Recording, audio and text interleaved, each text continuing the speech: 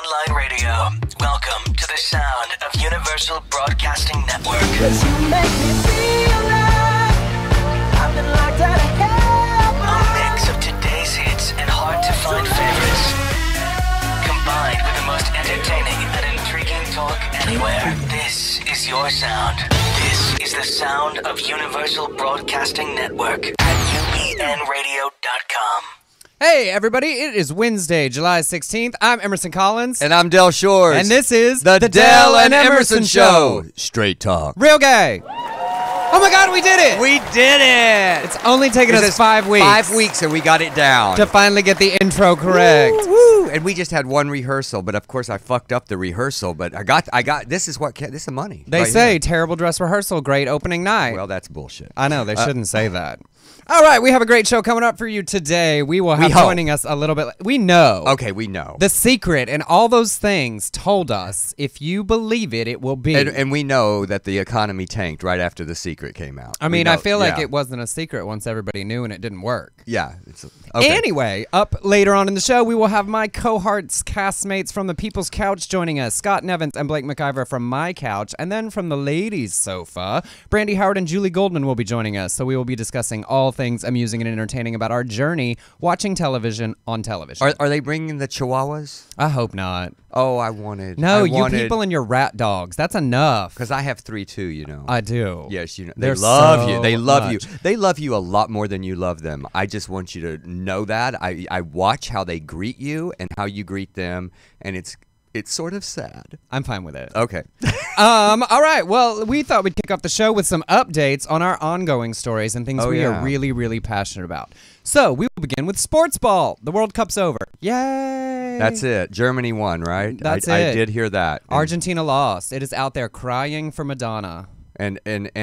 But I was rooting for Argentina, as we know, because they have a bigger average dick size according to the internet. Yeah. I cannot take credit for this, but I thought it was sort of hilariously wrong that it was like, who do you root for in the final game? Do you root for the Nazis or the country that hid the Nazis when they left Germany? Ooh. I mean, that's tough. That just sort of brings down the World Cup. That makes it not, that's not a good thing. Well, it's history. It happened. But people were, am I wrong? But people were much more into this time. I don't know. I mean, I can't tell the difference. I really don't care. Maybe I was just hanging around with people. I don't know. I don't either. All right, well, that's enough of that. Enough of that. Sports ball. But look, we are doing sports ball for our straight men listeners, and we appreciate all 7 of you. Up next, I think there's 4. Up next in our updates, the potato salad Kickstarter. Okay, How is that I'm so going? excited because it has dropped to $50,000. It was at $70,000 when I might have ranted a little too long about it last week. They lost like $30,000, which I love. I mean, it gives me hope for the world. I think I'm going to start something for our viewers who can watch us. I'm going to do these mug shots like Leslie. There you go. See, you got to be watching online in the chat rooms to enjoy his faces. Oh. My good, I did not know this. I mean, sometimes we don't share things that we're going to talk about. So it went down. I don't understand how that's possible. Well, apparently several. What? That was Leslie. That's funny.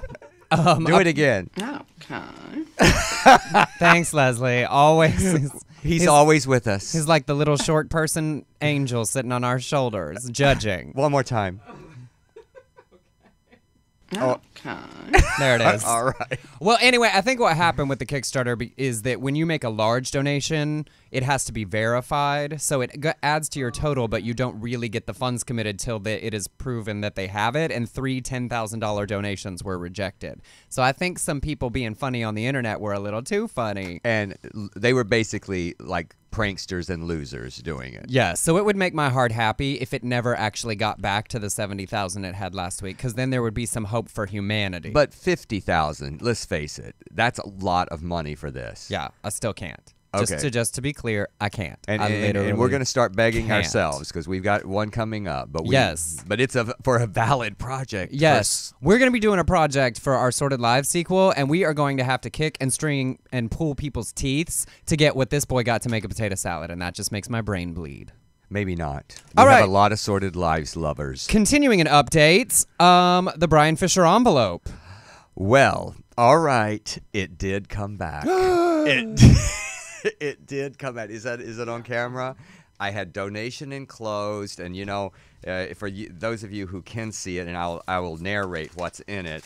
I wrote Brian Fisher because they said if they put a Harvey Milk, that's the American Family Association, and I thought they would probably be big, not only homophobes, but hypocrites. And I put a bunch of Monopoly money. I'm kind of glad to get this back because my OCD. Can't play the game. No, my OCD kicked in. And I thought, Right. oh my God, I'm missing Monopoly money, and then I put a bunch of just blank papers and 3 cents, so I wasn't lying. So the donation was enclosed, 3 pennies. It did come back. So I guess what this proves is Brian Fisher is not a hypocrite. He's just an asshole. Well, Yeah. that's something, I guess. Yeah. So that's he's 'cause just a homophobic asshole. Well, that's because Brian Fisher's been too busy slamming Burger King for that Pride Whopper that they issued for like 4 hours at that one Burger King in San Francisco. Like that he's railed on and on and on about how people don't want to sit down and eat a hamburger. The last thing we want to be thinking about is 2 guys having sex. And Mr. Fisher... When you see the colors, you just immediately go to... I disagree. What? That is not the last thing I want to be thinking about when I'm eating a Whopper. I mean, it's Well- called a Whopper. Yeah. I feel like there are more than a few people that it is not the worst thing in the world to sit down and be eating a hamburger called a Whopper and thinking about gay sex. Mr. Fisher, I disagree. I agree with you, Emerson. Disrespectfully, Mr. Fisher. The last thing I would like to be thinking about is maybe finding a toenail in my hamburger. That's the last thing I would like to be thinking. Or vagina. Oh, all right, and moving on. All right, so in our Next. coming up equality update, because these issues are important to us, a very interesting thing has happened this week, ultimately as a result of the Hobby Lobby Supreme Court case. For those of you who may not be aware, ENDA is the Employment Non-Discrimination Act that is a bill attempting to be passed in our government, limiting the ability of organizations and employers to discriminate based on sexual orientation and sexual gender and gender identity. So for many, many years, gay groups and LGBT groups have been fighting to have this legislation enacted. Well, in the last 2 weeks, all of the big gay groups have come out against it. Except HRC. Well, and even HRC said that they would like the religious exemption in it to be Excluded, removed. yes. Because the reason it's a big deal is there has always been a religious exemption clause in the version of the bill that we were working to pass. It was sort of one of those terrible compromises, but now that we've seen what a giant loophole that is, Yes. everyone's against it. Now, to be fair, a number of groups, trans rights groups, have been opposed to it the whole time because many people don't feel that it ever went far enough. So now we have backed away from support of this bill, and now Republicans, who have been dragging their feet to pass it forever and ever and ever, suddenly want to pass it because they like it the way it is, because they think they can use the religious exemption clause. So they just it's the Republicans just say anytime they can hate, anything they can anti-gay, they just jump on. They weren't for it until they could jump on it when they realized that it could discriminate against gay people. Exactly. So suddenly they realize they can use it to discriminate, so now they want to support it, and we've been pushing it all this time, and now we don't want it. I mean, and there were many, many people who had extreme issues with the limited scope of this bill in the first place for a long time, but yeah, now nobody wants it. So welcome to the flip-flopping of the legislative process. So what's going to happen, do you think? You think it's going to pass, or no, it's going to die because of the controversy? I think my hope is that it will die, and we can push for a more complete form of legislation that the whole community can be proud of and support. And I think even the flip-flopping idea, the Republicans will have a hard time selling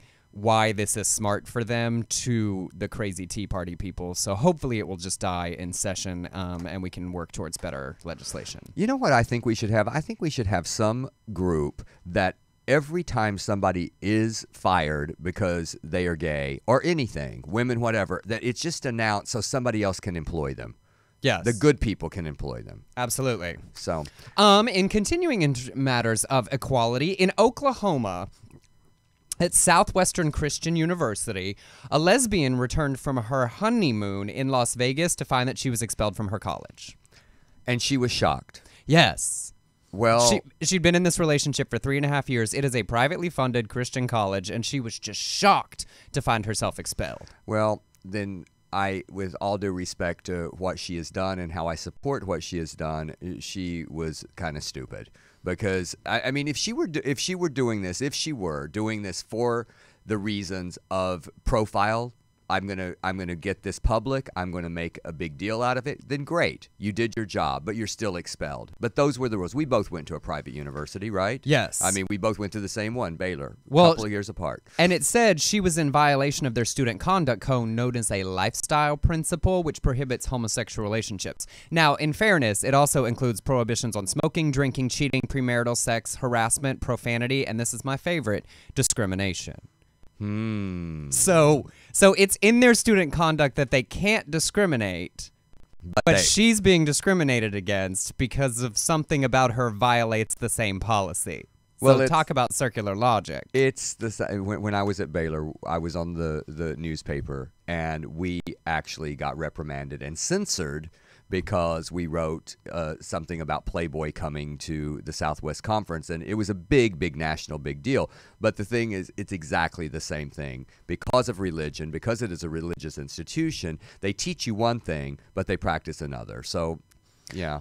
But there is something to be said, though, about the specific religious institutions that are privately funded that don't receive state or federal money. At some point, there is an element of part of the free speech, free religion thing is you have the right to be a bigot with your bigot friends at a private, essentially private place.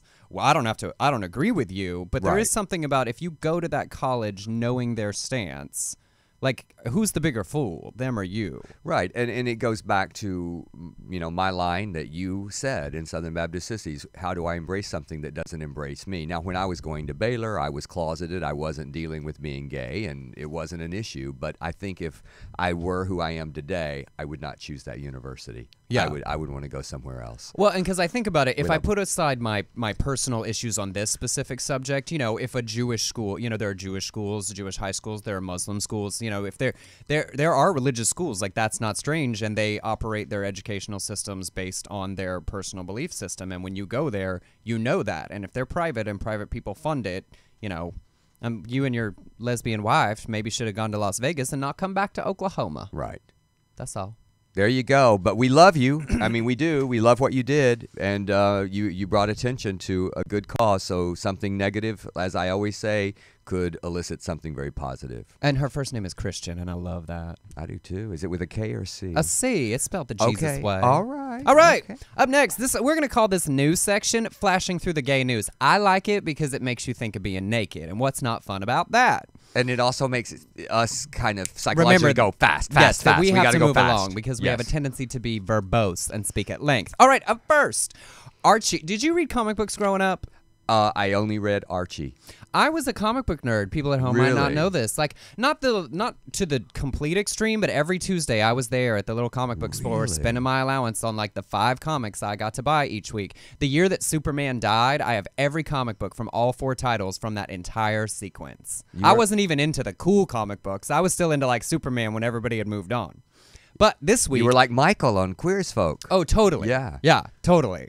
Archie, the infamous, well-known, not infamous, actually famous. He's just famous for being wonderful. From the Life with Archie series, just created in 1941. Loved them. And his cohorts, Betty, Veronica, and Jughead. I know that. And that's why I read them, because of Betty and Veronica. Well, Archie's dying. They're killing Archie. Oh, my God. Like, what? That's a travesty. Emerson, could you just give me a moment? And holds you a little. Oh, my God. I mean, he's got to be one of the most famous gingers in the world. He is. Him and Prince Harry. And I used to watch the TV show.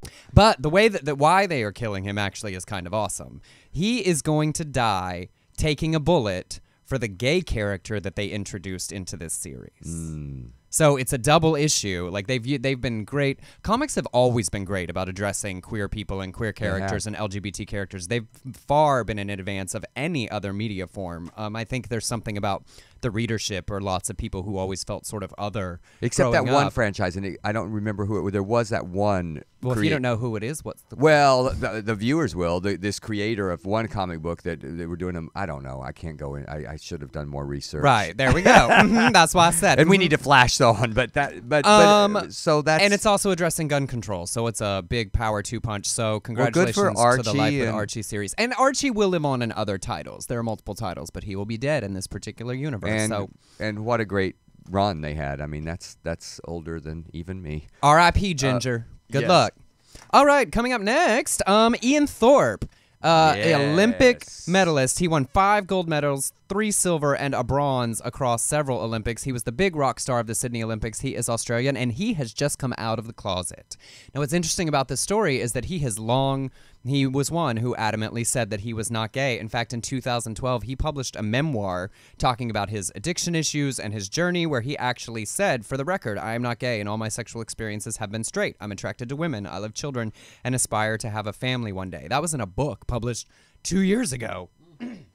Yeah. And now he has come out and said, But I do like what he said, and I know that, we always have that part of our community that goes, oh, too little, too late, too little, too late, and that makes me crazy. It pisses me off because, quite frankly, I wouldn't be here talking about gay issues if I hadn't had the journey that I had. And I was married for 9.5 years. I wouldn't have written Southern Baptist Sissies. I wouldn't have written Sordid Lives.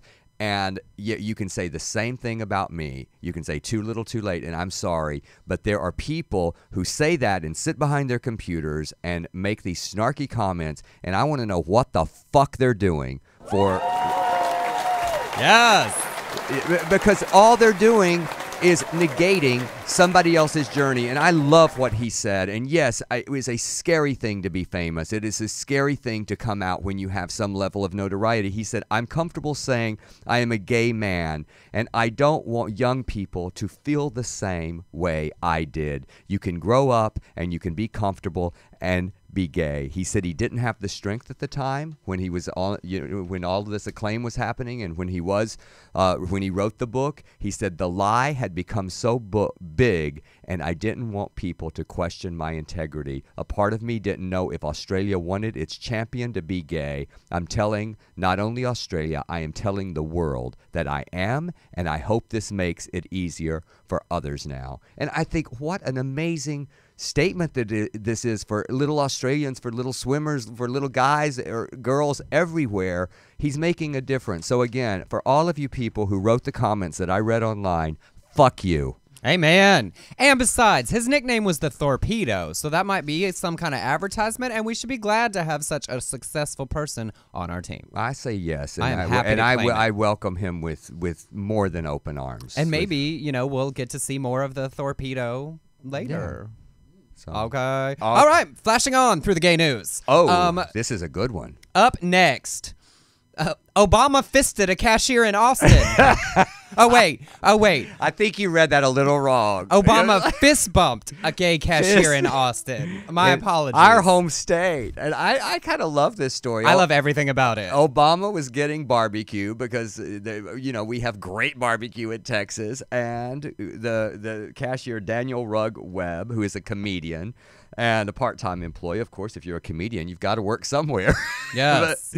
And he... Wait, shall we read this scene? Oh, yes. Do you want to be the gay cashier or Obama? I think I want to be Obama. Okay, then I'll be the gay cashier. It's a stretch for my acting talents, but let's see what happens. And you start with the equal rights, right? You yes. slap down the yes. counter. So this is what happened. Picture it, Austin. We are at the Franklin barbecue, and I am a gay cashier standing behind the counter. And up walks President Obama to buy, by the way, $300 worth of meat, okay, for his people.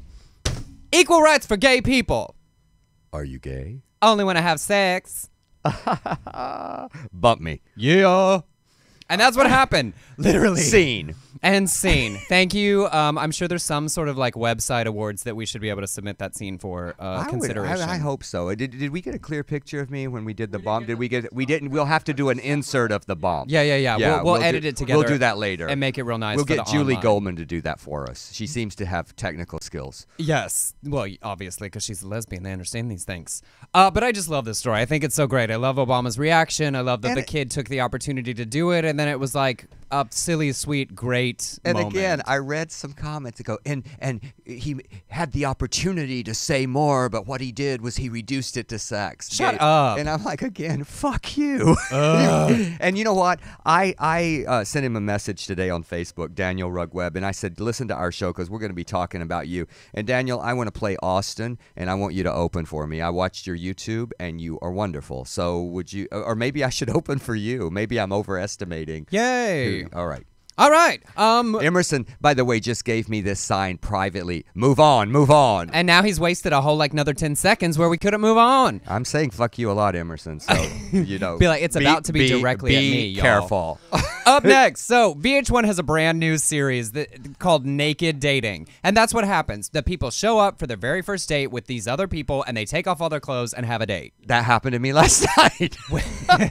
But these people are doing it on television. Oh, well, no, I was, no, it was, anyway. So, a little insight Embarrassing. into Dell's personal life. He had a naked date last night. I had a good Tuesday. Yay! Applause for that. Applause for that. Yes, Del Shores. Single and mingling his parts with other people. Yeah. But can you imagine this? They stand up and they walk in and it's, well, I watched there's a 2.5 minute preview and it's really that. And they make jokes about it. Like one guy's like, go ahead to the girl. And she's like, you just want to look at my ass. And he says, yes, I do. Wow. I think the idea is that it's like if you strip away all the literal layers, it's easier to strip away the figurative layers. But I just think we're going to get to watch a lot of blurry body parts on TV. I think the idea is ratings, Emerson. That's what I think. That is true. That is the idea. Now, I will say that in the preview, it did not seem like there were any gay people. And I think that's for a very specific reason. Because if you put a bunch of gay men up there, they're going to go 5 second, look up and down. Nope, next. And that was a show on MTV that's already been done. So, I mean... It's gonna be it'll be interesting to see how much it's like physical or not, and because I'm a grower, like I don't need to just see you straight up like at the beginning. I would need to fluff just a little bit. That's a lot of pressure. Except they're blurring it, but for the person. But the person sees it, and 700 crew members. Wow, it's not like they're really by themselves. Now, you know, I would not be myself. I would totally be in my head, in this head. Yeah, I mean, it would be a very difficult. I don't think I could do it. I mean, and you know, in the gay world, it's like naked dating. It's just that's the way you start. I mean, or at least in the date, right? I mean, oftentimes because these straight people, these straight people, they wait a few days. And it'll be interesting to see people having sex on television. So that'll be something we can all tune in. It starts this week on VH1. I'm gonna set my DVR when I get home. All right. Or get someone else to do it for me because you don't understand. Bless your heart. It's hard. It's hard when you're old and you don't understand electronics. Oh, John, remind me to get us one of those sad, tiny violin song cues that we can play when he gets on this particular cross. Honey, somebody needs that wood. The one you're on, not yours. Yours apparently got plenty of attention last night. Yes, it did. Thank you. Yay. Thank you. All right, moving on to our actually sort of... serious, intelligent discussion today. Those of you who follow the blogosphere crazy like I do may have seen that there was a Time magazine, Time Online republished a story from a senior at the University of Mississippi named Sierra Manny. She is an African-American female, and she wrote a story called Dear White Gays, Stop Stealing Black Female Culture, where basically her point was that there is a thick line between appreciation and appropriation, and she feels that many white gay men cross it with their black female friends and compatriots, and that ultimately that is a demonstration of our white privilege. Now, do you feel that you were guilty of this, Emerson? Yes. Because even in this broadcast, I believe you're yes. I think the hand went up for those of you. I am definitely one of those white gay men that she is talking to. And you told me before our show that you have had correspondence with her, so you've been talking to her. And I actually loved her article because I don't agree with 100% of it, as I don't with a lot of things, but I thought she was very intelligent, and I appreciated her verbiage and her opinion. So. Well, and I also, personally, I feel like it is really important as different minority groups that we continue to converse and interact with each other in a way that is respectful while we all fight the very different kinds of oppression that we each face as communities. So there have been an enormous number of snarky, quippy white gays who have responded basically saying, shut up, or she's wrong, or you don't know what you're talking about, which sort of exemplifies what she's talking about by saying, like, shut up, you're wrong. So I wrote a blog about it, and you can read that fully at length on my blog at emersoncollins.wordpress.com or on my Facebook page. But basically what I said is, rather than arguing with you about your perspective, because she's entitled to that, I'd sort of like to share with you where I think it comes from for many of us on the white gay man side of the equation. And I talked about for me, like being tortured and terrified, living in the closet in the South, where I felt like the facade that I presented to the public was completely fake. And if anyone knew who I was, the world would end. Looking out from the closet, I saw many black women, many different kinds, artists, entertainers, just the girl who walks down the street and treats it like a runway, or that woman at the grocery store that has decided I'm not taking crap from anybody. And I love them. Like they were inspirational to me. That public, fierce, strong. She talks about when they leave the house, they can't hide that they're black or a woman. And she's right. And for me, as someone who could hide who I was and felt like a coward doing so, I'm kidding. I mean, not as much. Believe it or not, once upon a time, I managed to pass on occasion. I just stopped trying. Well, you know that great story that Leslie Jordan tells in his show where he went to the Alcoholics Anonymous meeting way in the valley because his sponsor said you need to be with the masculine men because he was a heterophobe, basically. And he said, well, I'm so scared that because I like to share, I'm scared when I talk that, that they're going to know I'm gay. And his sponsor goes, well, you're going to have to walk to the podium. Nice. But I get what you're saying, and I disagree with her to a degree about that the hiding and all of that. And you can hide, but we don't want to hide anymore. And that was one of the points I made. I said because she points out that some of us could, no one would know if we didn't let them know. And I said yes, but for many, that's when many of us died. We lost lots of people who chose to live their lives that way. And I did. I actually wrote it and I sent it to her, and I told her, I said, I don't think you've been treated fairly in a lot of people's responses, and I think the ability to have actual conversations, and when I say that, I mean when someone says something, to hear what they say and respond to them and then listen to their response back. Did you feel that with her? I did. Yeah. She wrote back and she was very appreciative. She said, thank you so much. I don't know that I completely agree with you, meaning me. She said, I think, part of the problem is we need to be allowed to not always be the strong black women that people see us as. And I said, you're absolutely right, that you run the full gamut. But I think what we're saying, knowing the difference between when we mean it as a compliment and where it meets in the middle of our cultures mixing as a result of, the black drag culture, the Paris is Burning culture, and the fact that a lot of it comes from actually gay black men who are the middle meeting place of the two. And let's face it, I mean, you can say what you want, but there's a humor that is amazing, that we love, and that we appreciate. So it is homage, it is appreciation a whole lot, and it is. I don't think it's done disrespectfully. Well, and I told her, and she's right. There are some people that do, that do, like it is somewhat mockery and just using it for laughs without understanding the pain and challenge that black women face. And I just think it's important that we have conversations. And she was great and lovely in her response to me, and I really enjoyed it. That we have dialogues instead of screaming monologues at each other on the internet. So, well, I'd love to have her on the show. So if Sierra, you're listening, you probably not, but if you want to come on our show and you're in LA, come in and see us. So, all right, that wraps up Flashing Through the News. Yay! We did it. We covered so many things, and we're almost on time. All right, we are going to take a quick break and come back with the castmates of The People's Couch. I am so excited. I am such a fan of this show. I probably, frankly, would not. Well, I would have watched it. I'm a reality junkie, as you know. But well, good. I love this show, and I love everybody that's going to be here. So I'm excited. We will take you to break for a minute with Blake McIver, who is joining us next, and it gets better off his The Time Manipulator album, available on iTunes. So we will be right back.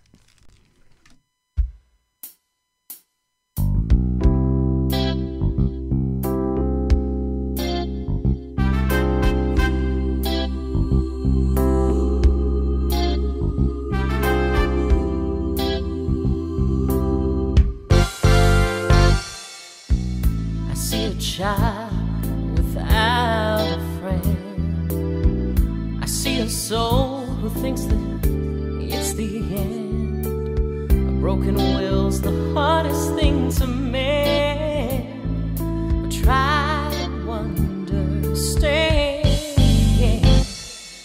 I know you're hurting, I can see your pain, but you've got a future where there's no more shame.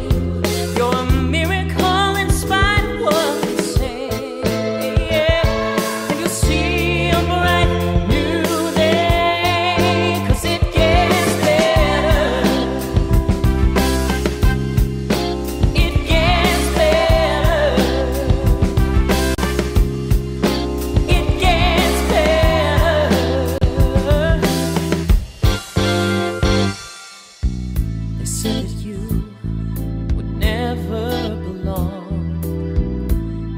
and told you that you're weak and they are strong. They put that loaded metal in your head, but I can help you understand, yeah.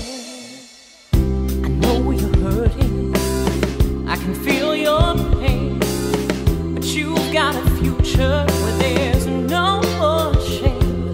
You're a miracle in spite of what they say, yeah. And you'll see a brighter day. Oh my gosh, we're back, and we have a crazy studio full of people, and we are so excited to have them all here. So we would like to welcome to the show Blake McIver. Hey, Blake. Well, you just heard I loved your song so much, and it says so much, and you know, having just done the whole black women homage, you had to be influenced by black women in singing. My Yeah. whole life. Well, and he's a little bit guilty of that particular thing. Oh, so I'm very guilty of that thing. But just a wonderful song. It's kind of been we've just stolen it the last 3 weeks. So well, thank good. you for Thank- letting well, us thank you. play it here. Thanks for playing it. And then moving on down, hey, Miss Julie Goldman. Oh, hey. I'm also inspired by black ladies. This show's gonna get us in trouble. So, hope you guys don't mind. Strangely enough, she didn't have any issues with lesbians, so I think you're good. Oh, like, I because we think don't you can co-opt be anything. all of the black woman you want to be. They just don't do it as well. You're right. That's right. but they do white. right. They do white man better than I do. Oh, maybe we'll be getting something from straight guys. It's like, They're stop. pissed off. Yeah. Stop like, get away stealing from our our girlfriends. Power tools. Yeah. We build things first. Right. Well, welcome, Julie. I love you. I love you on the show, and I loved you before the show. I'm a big Oh, fan, thanks, Del. and we've shared a stage together before. We have a few times. Yeah. So, and I'm Yes. going to come see you at on the 27th. You're Oh, you're great. back at Uncabaret. I am. Yeah. I am. Yay. And then we also have Julie's couch cohort, Miss Brandy Howard. Oh. Hey, Brandy. She's so pretty. She's so pretty for a girl. I know. Thank you. That's all I bring to the table, and it's fading fast. When we were researching the show, I go, where did she come from? I mean, because you know I'm immersed in the gay, and I know Julie from the Logo Show and from stand up. But where did you come from? Well, I come from Texas, like you guys, I didn't know that, actually. Now we love you. where all the best-looking people come from. Yeah, Oh, and the shit. smartest. That's right. And everything's what bigger city? except And the me. bitchiest. Right outside of Austin, it's a tiny town called Marble Falls. Yes, I and know went to it. Texas Tech. Yay. Oh, wow. All But right. isn't Texas is one big city, really? Lubba. Yeah, it is, That's right. except for that weird part in the middle that you have to drive through to like get anywhere else, Yes, like out of Texas. which is kind of, That's Beth Henley's alma mater. it is? Do you know who that is? No. She's a playwright. She wrote Crimes of the Heart, Pulitzer Prize winning. She did that's she did shocking. okay. She did okay. Well, good for Any her. writer coming out of there is shocking. And because he is super successful and super busy all the time, Mr. Scott Nevins is joining us on the telephone. So, hey, Scott, are you there? John. I'm here, y'all. I was just like relaxing my hair and working on my weave, and I was like, "What is that girl talking about?" You are going to get me in Get it. so much trouble. Lord. And you I do was that. like, girl, I will cut you with the razor blade of my weave or the one hidden under my tongue. Do not come for me, okay? You know, and Jesus. Scott, just so you know that they are here, and we can't really kick them out. Physically, we could, I guess, but we could just turn you off at any moment.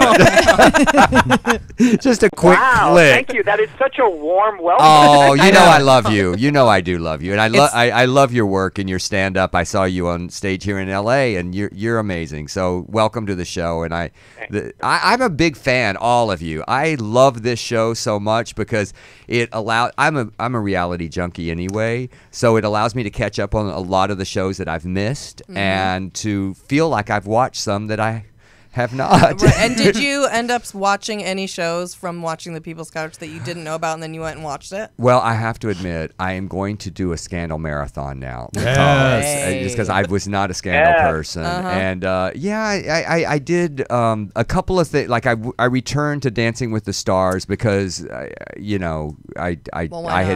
had abandoned it for a while. I sort of gave up on it because I wanted that woman's Paul McCartney's ex-wife. I just watch it every week, just hoping that leg would fly across One leg the. lady. Oh, I yeah. I just wanted the leg to go, you know. Yes. Well, and by the way, Julie, the way this What? works is we interview y'all. You don't interview Dell oh, because he sorry. just got to talk That's right. for half an hour. We forget. We know right. a lot about him. And first of all, let's go over the concept of the show for anybody listening who may not be familiar. And how dare you be listening to our show and not have watched my extremely successful and vitally culturally important television show. The People's Couch is on Bravo. We started it in October and we did 18 episodes this spring. And the concept behind the show is that we sit on our couches and watch television, and they film us watching television, and then you sit at home on your couch and watch us on TV watching television. And that's why Right. you were always the one who described every show. on Every the single People- show. And it's based on a UK show? Is Yes, that called correct? Gogglebox. Okay. That won their equivalent of an Emmy. So ours should be coming anytime soon. Yeah, your spinoff is going to be coming soon. Yeah, they're gonna It's going spin to be me. about Scott They're gonna spin me. transitioning into a black lady. Two groups. Scott, What do you mean transitioning? Yes, he and Blake fight about it regularly. Controversy. problem. Oh, right. Sorry. Okay. Let's do the. Wait, Wow, how did guys, you? What? guys, What?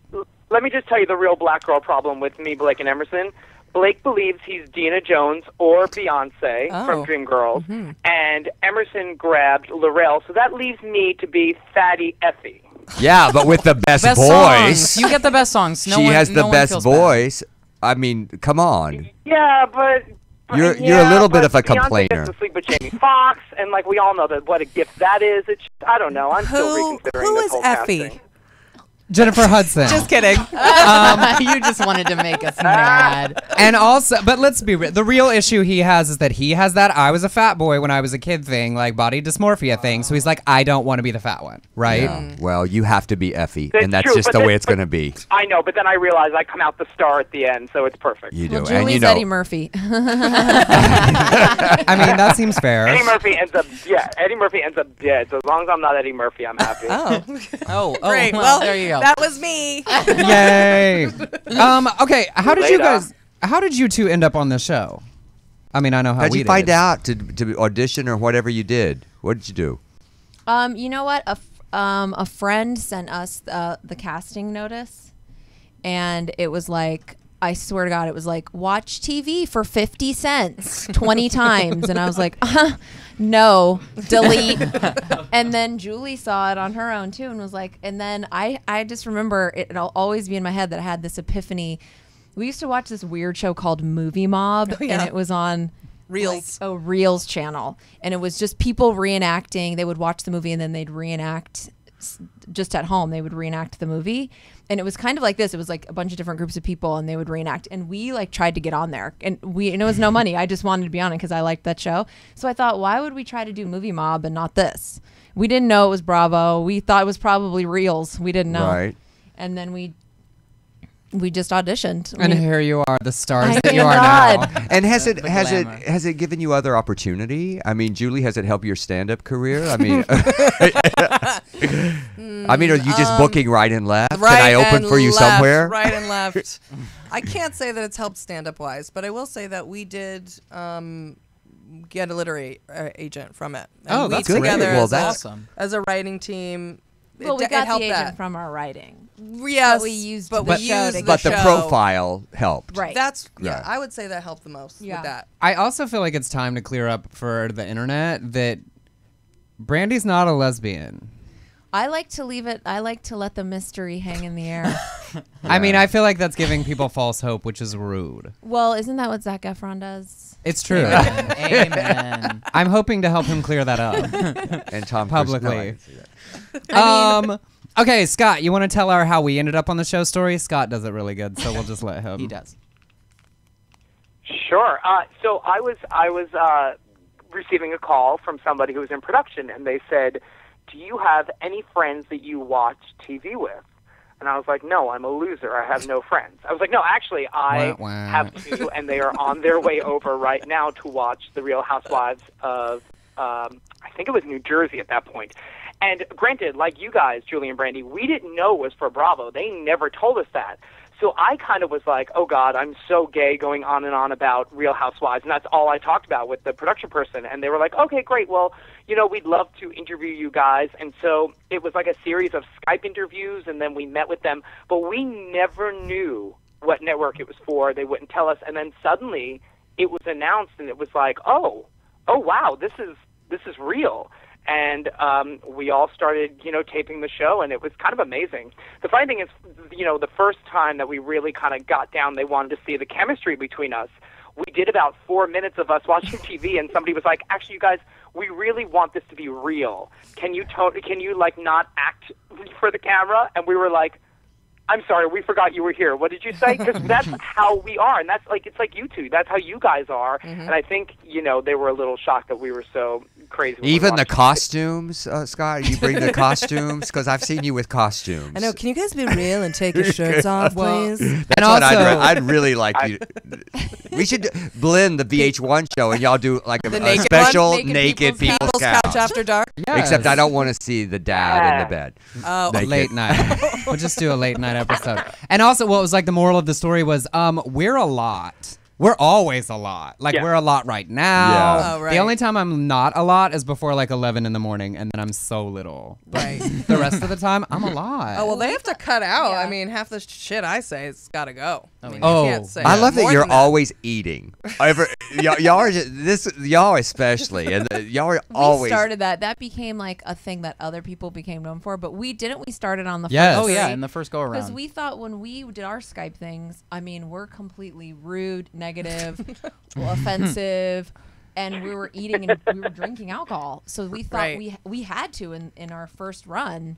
We had to drink alcohol. Like we didn't have a choice. So Well, Julie just gets funnier and funnier when she's drinking. You right. know, she's a good drunk. That's right. Get nice and drunk and do. I mean, but they've Do had y'all to. drink on your? Blake I is do. our because I I hold don't it down for all three of us. Emerson and Scott won't So let they me just- go to set without at least having one glass of wine in me. And they they're won't okay let with me that. show up. They're okay with you drinking while you're working. Oh, Yes. They're like, oh, you're bad. Oh, it's better for all of us if you drink. They literally said it once. They were like, "Does Blake need his wine?" Like they're like, "Is it gonna be okay?" And here.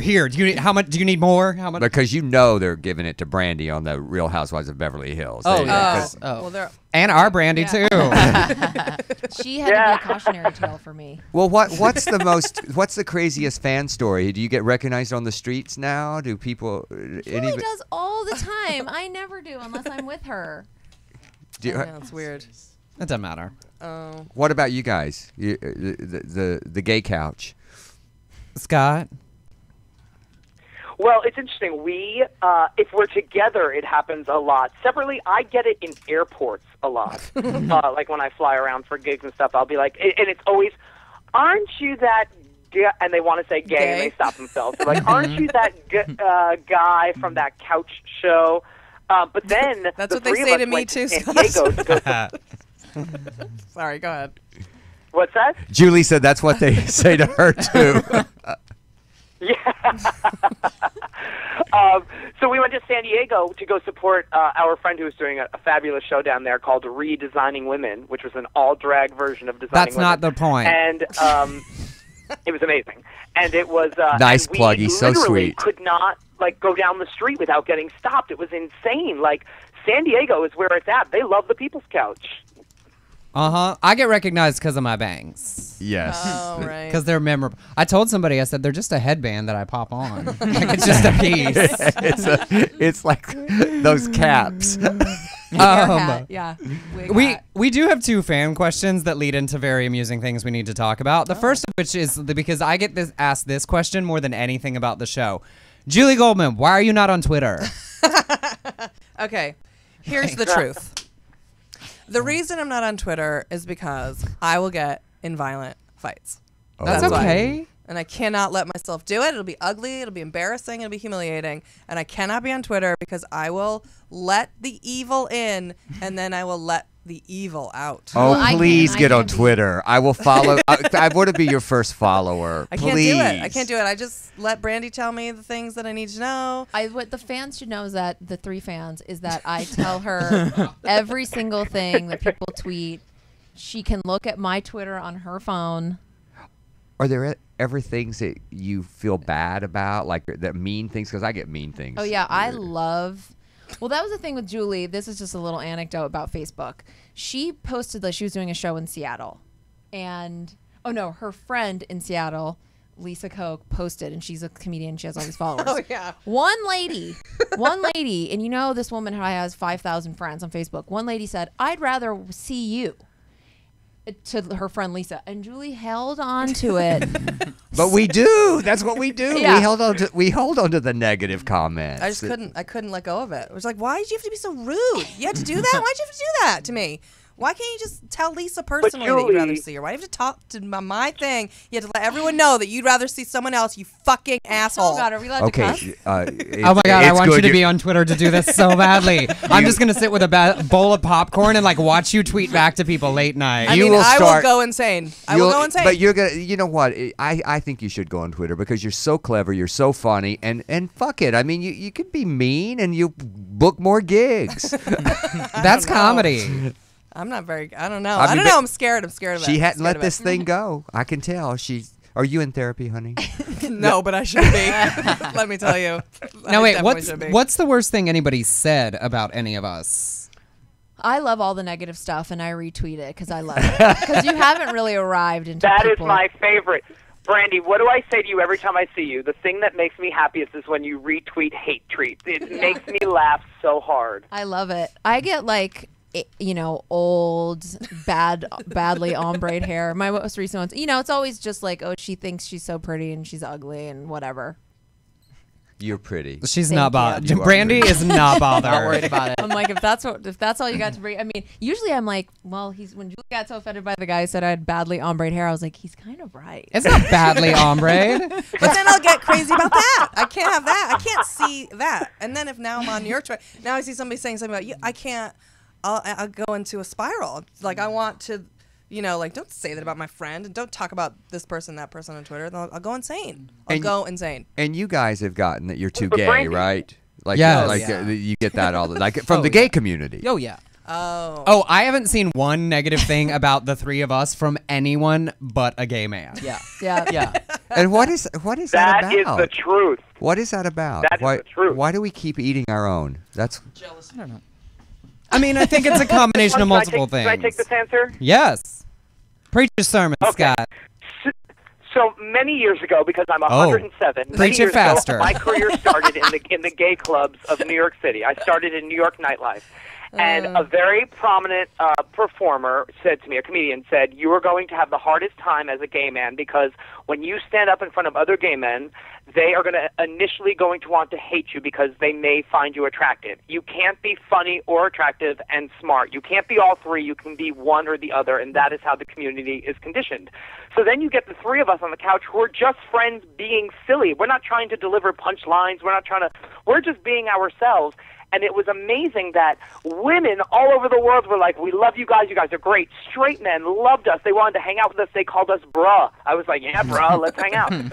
Gay men suddenly were the only ones who were saying, like, ugh, these three WeHo bottoms or these three everything was always a negative connotation, with the exception of a few who have become, like, Twitter followers and friends of ours and stuff like that, and we have fun with them. But it's amazing that we do work within a community that kind of their initial reaction is the defense mechanism is to put up a wall and dislike the gay person you see on screen instead of saying like, oh, maybe they're nice, maybe they're funny. I get tired of what you just said. That somebody is making bottoms a horrible thing. We need bottoms. We need them. I mean, I applaud the bottoms. But it's interesting. But without bottoms, there'd be a lot of frustrated tops. Exactly. All right. But and in fairness, it's only just a handful of people that come that way. Yeah. And I actually love engaging them because one of the ones I thought the tweet was hysterical because I think if you can be smart and mean at the same time, obviously that is something Brandy and I share because we tend to be the most negatively snarky on the show. If you can be mean and smart, which shows that you have a sense of humor, I will play with you. And like the guy that was like, ugh, these three toxic WeHo bottoms, like I feel like I need to go to the clinic after watching them on TV.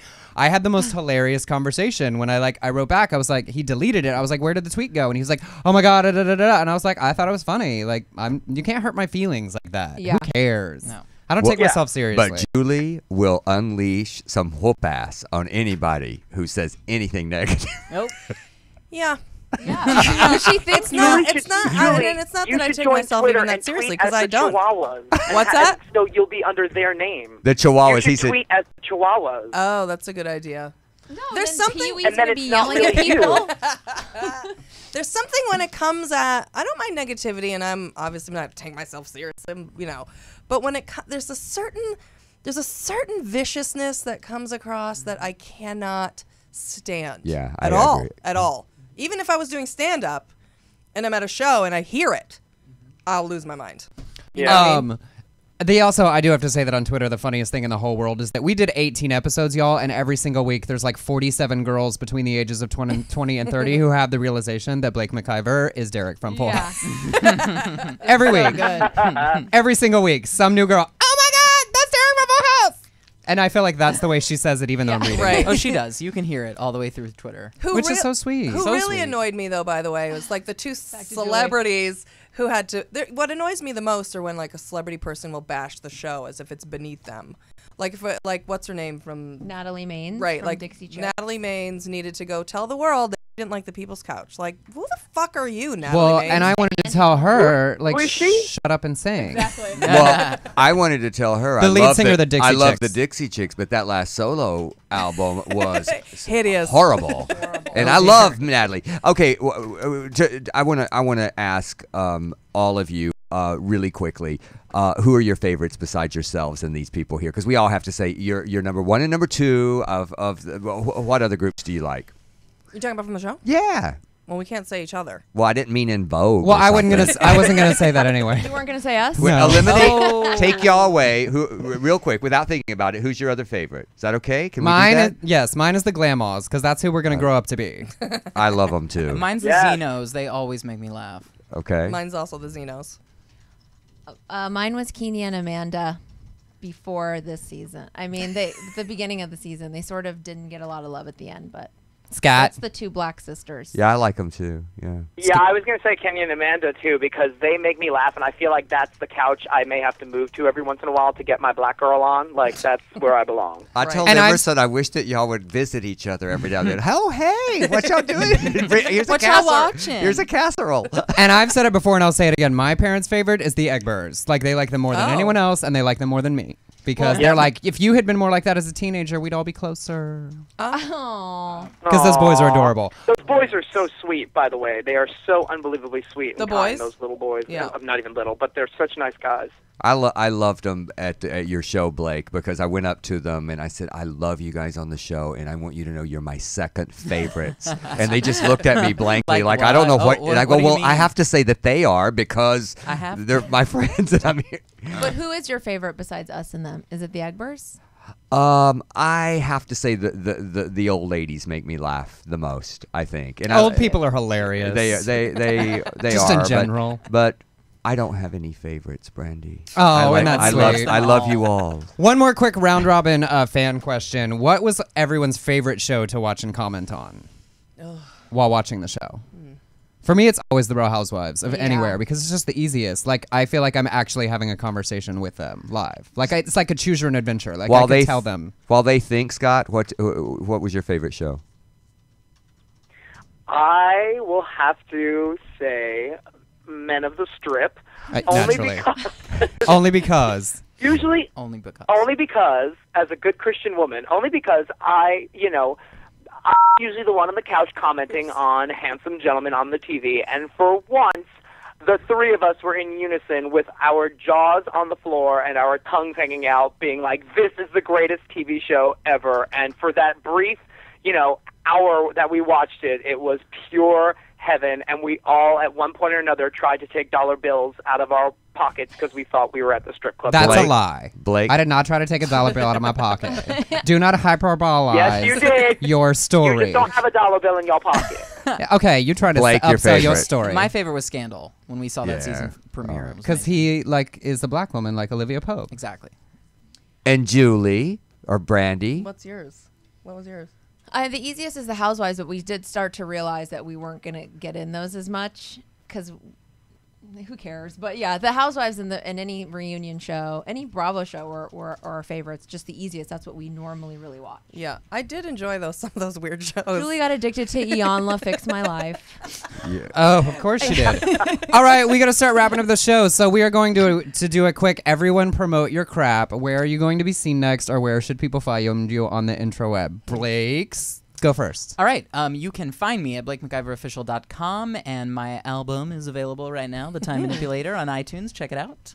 Yay. Julie? You can get me on Facebook, but not on Twitter, bitches. And you can download my album off of iTunes also. It's called Julie Goldman, The Awkward Sessions. Also, you can come to on Cabaret July 27th in LA, and I'll be in the audience. We'll and totally be there. Yeah. I don't know. That's Just enough. check Facebook. That's I'll good. put the schedule. Brandy. Look for my Nissan commercial. Yes. And Julie and I are on the cover of Tag Magazine, which is a DC Yes. Lesbo-centric mag. And Scott has a huge, exciting show coming up here in Los Angeles. So, Scott, give us the rundown really quick. Yeah, well, I'm going to be doing my show for the first time in 2 years in Los Angeles on the 29th. So after we all go see you on the 27th, everyone can come over and see me on the 29th at Rockwell. And they can get all I love that info club. at scottnevins.com. And we will all be there. So All right. We will. come see the show. Awesome. Well, thank you guys so much for joining us today. We've had a fantastic time. If you enjoyed the People's Couch, you should tweet an awful lot and regularly and annoyingly so at Bravo TV and tell them that you want to see us on a second season. Absolutely. And if you want to see any more, you can look at it on YouTube or on Bravo. Yeah, TV. and if you missed it, you can watch every single episode on YouTube. For us, for up to the minute updates on the Del and Emerson Show, find us on Facebook. Next week, we will have joining us Catherine Bayless and the series creator of VH1's smash hit nighttime soap, Hit the Floor, which I love and should be amazing. I love Kat Bayless so much, so I'm really, really excited to have her. Thank you all so much. Thank you. We'll see you next week. Bye, guys. Bye. Bye, Scott. Scott. Welcome to the new sound Love of you guys. online radio. Welcome to the sound of Universal Broadcasting Network.